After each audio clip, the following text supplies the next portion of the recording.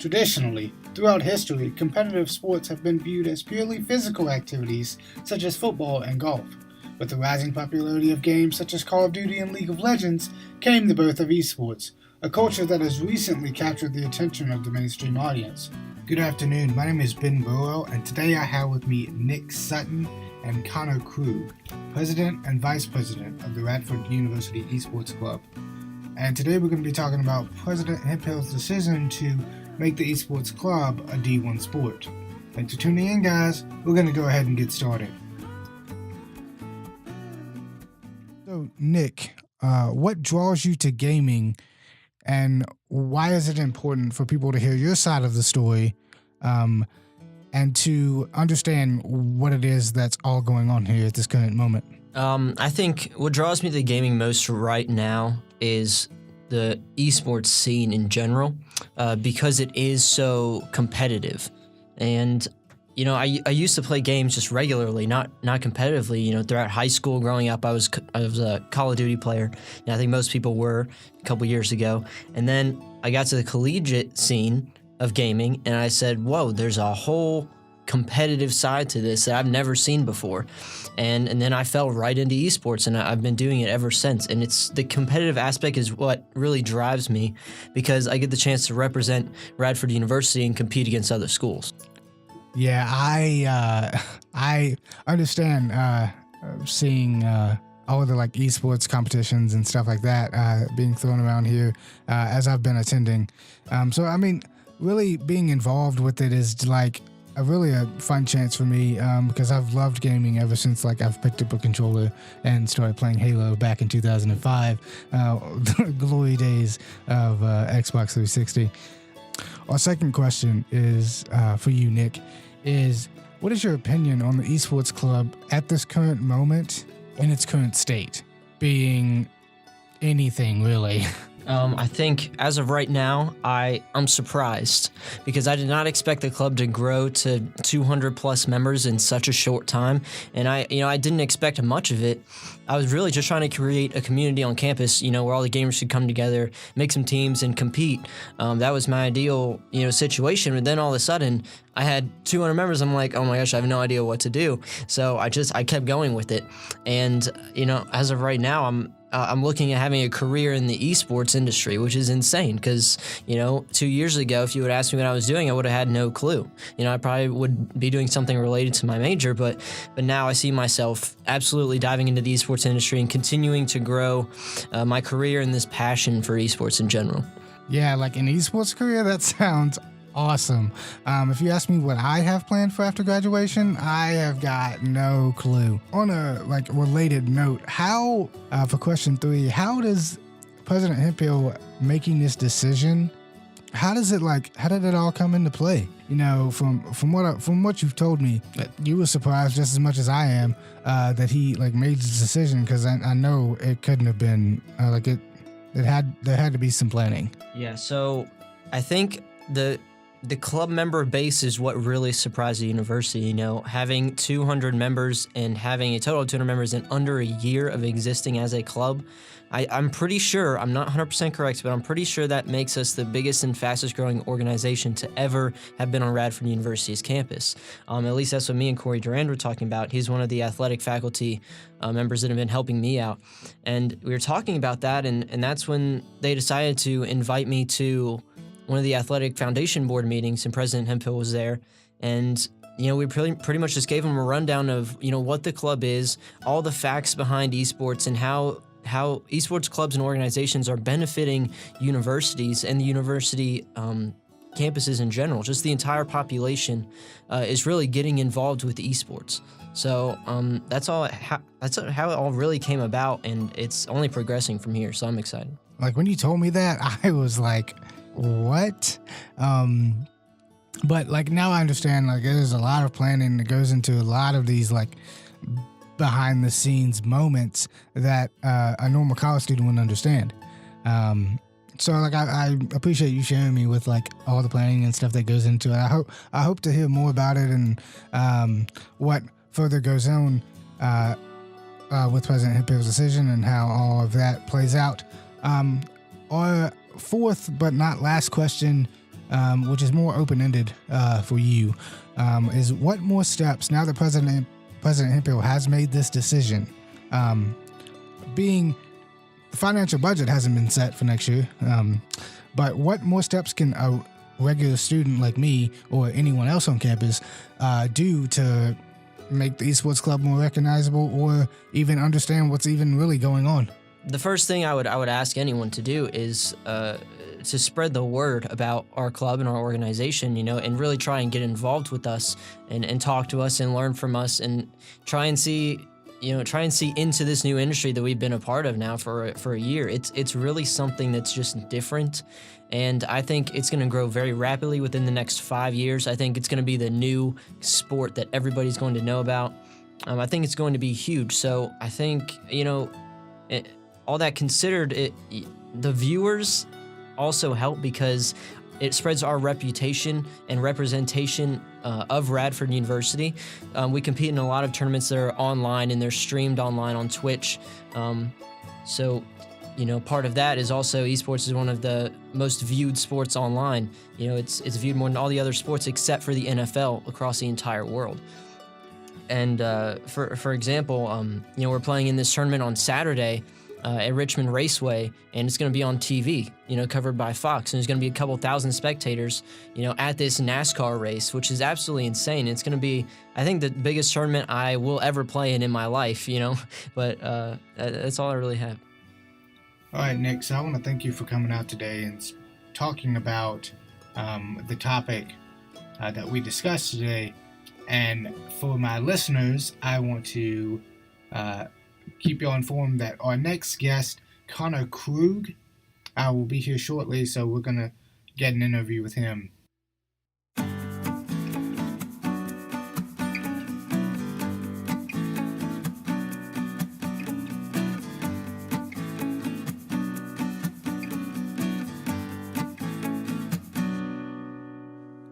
So, first question for you, Connor, is what draws you to gaming? Well, I've always been drawn to gaming. Like, my dad, when I was like 5 or 6, helped me to get a PlayStation 1. And I would play little games on that and always enjoy myself. So eventually I got a PlayStation 3, and that was in middle school, and I played a lot of Call of Duty. I actually, for a little while, I was ranked in like the top 72 for Search and Destroy and Zombies. And I was pretty proud of that for a while, and that lasted about 2 weeks, and then I just sort of stopped playing because I was like, all right, I'm tired of the grind. And then I really got into World of Warcraft after that, and I've played World of Warcraft for 12 years now.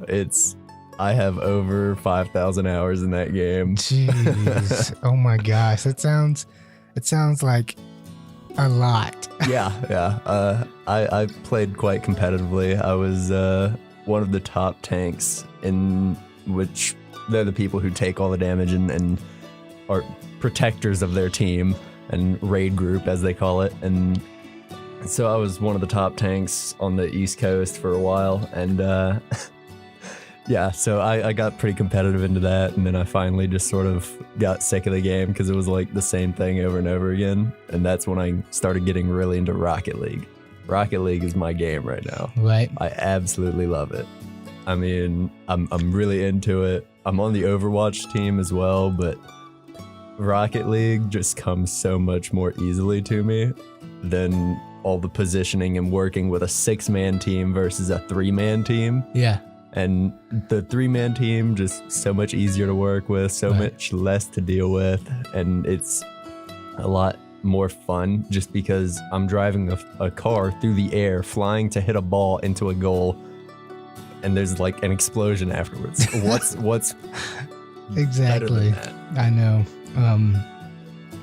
Well, yeah, for me, it's like gaming has always been a part of me. Ever since like I picked up a controller for the original Halo, and it's just been a crazy wild ride ever since. I'm currently on Xbox One, playing all sorts of games. It's mainly up right now with Fortnite and GTA, I'm awful at Fortnite. I can't build to save my life, but I can shoot, so that's really all that matters. Apex is a good one for you. Still haven't got a win yet, so yeah. I might help you with that. So we're gonna go into our second question now. What is your opinion on the esports club in its current state as of right now? Okay, that's actually pretty good. So our current state is we're mainly just waiting to hear back from the school after a meeting we had a while back with President Hemphill and Anthony Smith and a bunch of different board members. So we're waiting for their decision on where to take the official program. And as soon as we get that, we'll be able to hit the ground rolling, because I know Nick and I have a lot of ideas, a lot of plans, a lot of stuff that we could be doing, but right now we're just sort of limited by not hearing back from them. And that's probably the only thing holding us back from really launching this program right now. Right. All right. So we're just gonna go ahead and jump into our third question. To expand upon that, like, how did this decision that President Hemphill made come about? Like, what in the works went into it? So Nick and I spent a good amount of time planning, setting interviews up. We set up a bunch of meetings with Corey Durand over in the athletic department, a few other people like Charlie Cosmato, Anthony Smith. They're really key members of this entire movement, and we've just set up meetings with them, and we've conversed with them, talked with them, set up different ideas for how the program could go. And after setting all that up, after making all these presentations to show all of these higher level administration people, we finally got the the meeting with President Hemphill, and we finally showed it to him, and he seemed to be really receptive to it. Wow, that sounds like it's like a lot of planning, a lot of research too. Yeah, so like I know Nick mentioned in his interview on Wednesday with me that like there was like a lot of people there. So like who are like some of these like important people that were at this meeting? There were a few members from the Radford City higher, I don't know who they were, but they were people that were talking about different funding and revenue streams and just a bunch of different money talk for how the school is affecting Radford County and the city, and how it's bringing change and affecting everything around it. And that's I was only in there for 5-10 minutes, right, for our bit, but we were in there right before our bit so that we could be ready. And what I overheard from that, they seem to be just talking about general money stuff and how it has an effect on the university and the city around us. Oh, okay. So like with talking about money, like how does esports, like what kind of gross I guess income does that bring in? Like not for like, I mean, I guess like how do you see it working out here at Radford? Here at Radford, well, at other schools, the initiation of an esports program has raised what's it called? Incoming freshmen. It's increased incoming freshmen by 15%, and increased enrollment is the word I was looking for. And that's an insane number, because if you think about that, we have 15,000 students at Radford, I think, something like that. I think it's a little bit less, more like 10,000. 10,000, something like that. But 15% of that.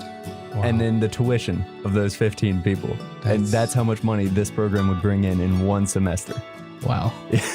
That's like, it's crazy. That's a good amount of money. I don't like math, but yeah, I like money. So yeah, I completely understand where you're coming from. As an industry, esports brought in last year $2 billion. Wow, $2 billion. Yeah, and that's been raising consistently every year. Gosh. And I take it esports has been going on for a while. It's actually relatively new. It's in the last five years has been the majority of the growth, and it's been rising exponentially since. Man, 5 years. I've been out of high school 5 years. Oh, I just realized I'm getting there. Like, I turned 25 this year. Ooh. So, a little bit over 5 years, maybe like 6, 7, something like that. Ooh. It is awful, dude. That hits you right where you feel it. Like, my roommate, he said he just turned 21 last semester. I was like, oof. Yep. Oof. I just turned 21 this semester. No! Or no, this past semester, yeah. Oh, gosh. But I still already feel old. I talked with a freshman I met who was born in 2002. I've played games older than that child. Oh my gosh. Let's see. Okay. So this is not. I have a few more questions, but this is like mainly the big one. Now that President Hip Hill has like gotten involved and basically backed up the decision to turn the esports club basically into a D1 sport here at Radford University, what steps like can the esports club as a group as a whole basically take off with this here on campus? Like what all can we do? So as a whole, our general idea is to keep the esports club as a separate thing, and then each team that wants to go varsity or D1, whatever you want to call it, each team that wants to can, as long as they have enough members, have enough competition, and we can fund it, and they can do that, and the esports club can remain active on campus doing tournaments and general stuff like that for just on campus tournaments, like simple Smash tournaments just to keep all the students active with each other and interacting. And if you're not into the whole competitive scene, like I have 2,000 hours on Skyrim, Right? which is a single player game. Exactly. And I know for a lot of people, these games are just an escape from their reality, and it's an entrance into a fantasy world where they are in complete control. Right. And I know for a lot of people, they don't want to compete. They just want to keep it as that escape from reality. Yeah. And the esports club is still going to be there for that. Yeah. And if you want to compete, you can. You can try out. You can try and join a team. You can practice. You can get better, and eventually you might even be able to win us a few titles, a few scholarships. You know, if you want to carry me on the team, feel free. I also agree with that statement.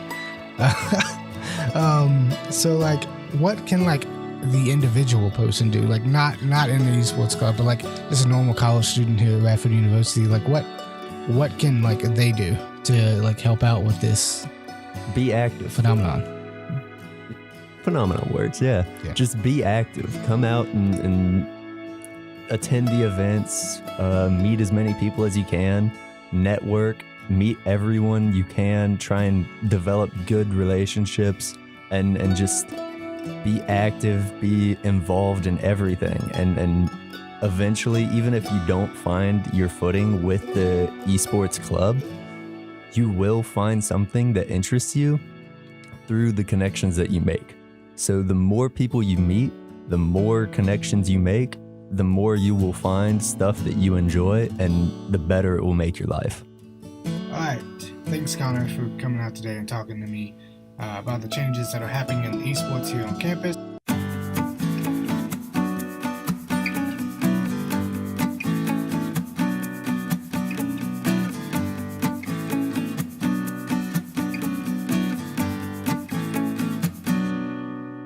I just want to appreciate all y'all tuning into my podcast today. It's greatly appreciated, and hopefully I do more in the future. All right, well, see you later. Bye.